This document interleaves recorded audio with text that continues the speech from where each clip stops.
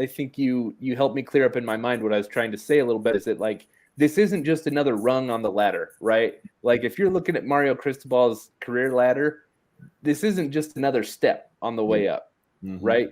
Like where else does he go from here? You know, I mean, the only conceivable option is like Alabama or Ohio State, but probably not, right? Like that, we'd just be getting into hypotheticals at that point. But it really doesn't seem like this is a step on the ladder for him. It seems like this is the pinnacle of what he's going to do as a coach.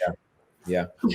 I see you guys, you use the word sacrifice, and I totally get it. But what I will say is sacrifices are made much easier when you surround yourself with the talent he surrounded himself with at Miami. Yeah, absolutely. But you make that sacrifice and you come into a place like Miami and you don't get your guys, you don't get your plan A guys, plan B and C start looking a little sketchy real quick. Yeah. So the fact that he was able to get this staff together, I mean, dude, he put this staff together behind the scenes mostly. We didn't even know any of this was going down except for the cornerback coach from Georgia. Right.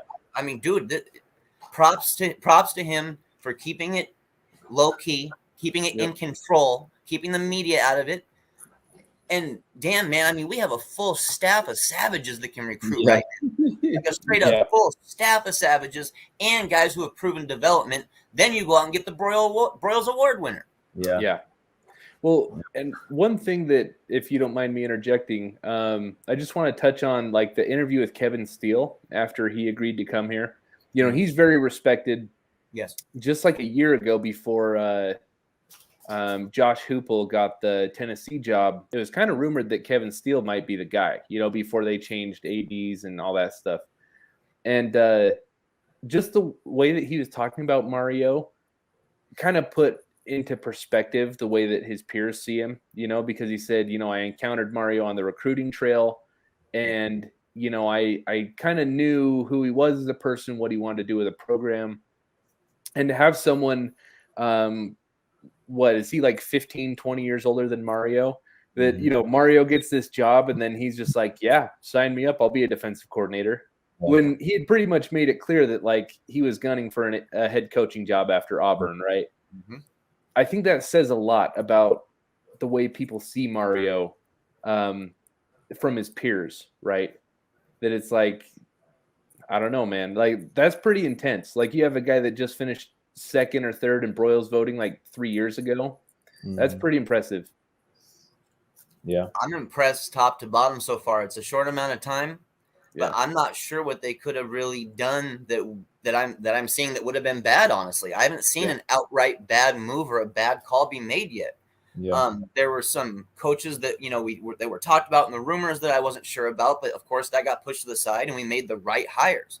I'll tell you, like the cornerback coach from Georgia, me and Paul over on the Scoop, we interviewed Lake Gibson's head coach. That's where Cormani McClain goes to school, the number one cornerback in the nation.